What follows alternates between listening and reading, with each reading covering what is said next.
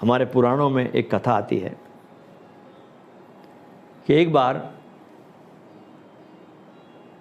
नारद जी एक राजा के दरबार में पहुंचे।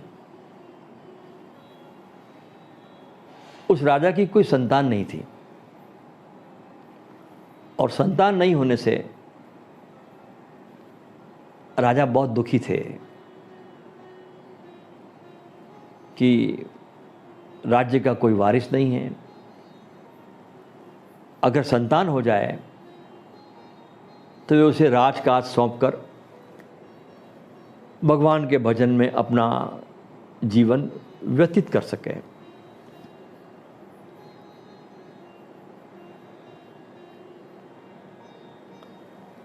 नारद जी जब वहाँ पर गए राजा के पास, तो नारद जी ने उस राजा से एक वचन लिया। क्या वचन लिया? कि अगर पुत्र पैदा हो जाता है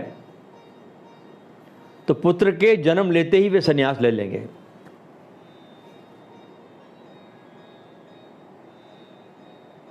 और राजा को पुत्र प्राप्त हुआ। पुत्र प्राप्त हुआ, बेटे का जन्म हुआ। जैसे कि पुत्र की जब 6वें दिन कुछ कार्य होता है तो छठी हो जाने पर नारद जी फिर आए और राजा को अपना वचन स्मरण दिलाया। राजा ने कहा, ऋषिवर, अभी तो मैंने ठीक से पुत्र का मुख भी देख नहीं पाया हूं, इसे कम से कम गुरुकुल तो जाने दीजिए, उस समय चलूंगा। नारद जी मुस्कुराए और लौट गए।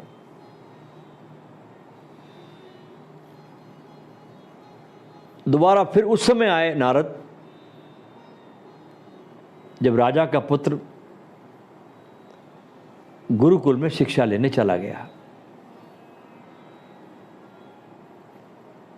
वचन नारद के याद दिलाने पर राजा ने कहा, ऋषिवर, मुझे अपना वचन पूरा याद है, परंतु अपनी प्रजा के प्रति भी हमारा कुछ कर्तव्य है भी कि नहीं।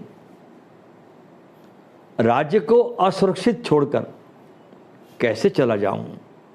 बस थोड़ा समय और दे दीजिए। राजकुमार की शिक्षा पूरी हो जाए, उसे सिंहासन पर देख लूं, फिर आपके साथ भगवान के भजन के लिए चल पड़ूंगा।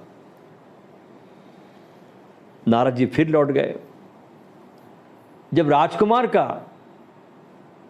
राज्यारोहण हो गया,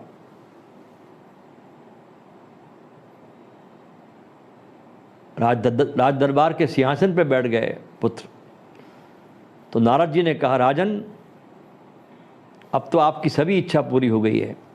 अब आप मोह को त्यागिए और चलिए हमारे साथ।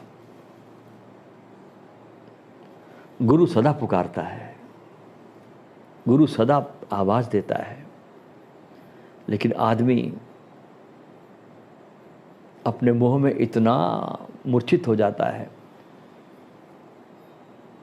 कि वो आवाज गुरु की इसको सुनाई नहीं पड़ती। नारद ने ऐसे ही कहा सम्राट से, अब तो आपकी सब इच्छाएं पूरी हो गई है, अब आप मोह को त्यागिए और चलिए मेरे साथ। राजा ने कहा, प्रभु, आप तो सभी धर्म के ज्ञाता है, कर्मों के ज्ञाता है, और शास्त्रों में कहा गया है कि अपनी संतान का विवाह करना भी माता पिता का कर्तव्य है। ये कर्तव्य पूरा कर लूं, फिर चलूंगा, बस थोड़ा समय और दे दीजिए। नारद जी मुस्कुराए और चले गए। राजकुमार का विवाह भी हो गया। नारद पहुंचे कि राजन, अब तो विवाह हो गया बच्चे का, राजकुमार का, अब चलें। तो राजा ने कहा, पोते का मुंह देख लूं प्रभु, फिर चलूं, बस थोड़ा समय और दे दीजिए। इतना सुनते ही नारद जी बहुत खिलखिला के हंसे और अपने कमंडल से जल निकाला, अपने हाथ में रखा और मंत्र पढ़ा और आसमान की तरफ वो जल फेंका और वहाँ ऊपर एक दृश्य उभर आया। क्या दृश्य उभर आया? एक बहुत अच्छी हरी भरी घास और उसमें सुंदर सा जलाशय है पानी का।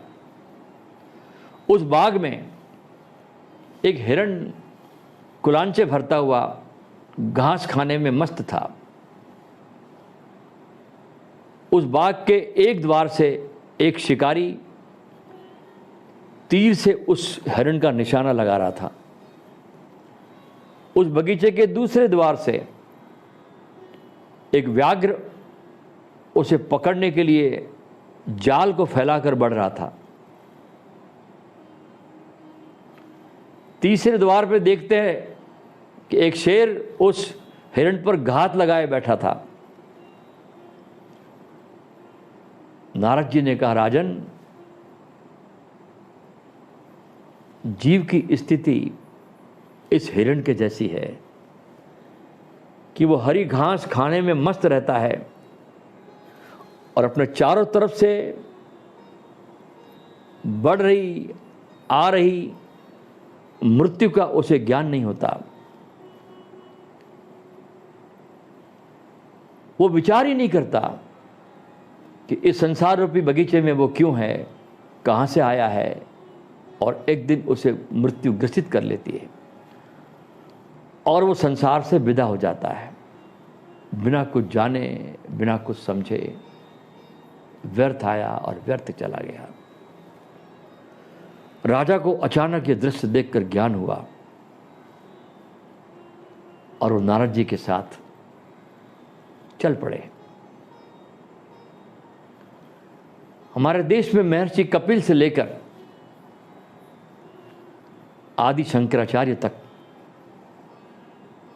हजारों महान आत्माओं ने मनुष्य की इस मोहग्रस्त स्थिति पर घोर आश्चर्य प्रकट करते हुए कहा है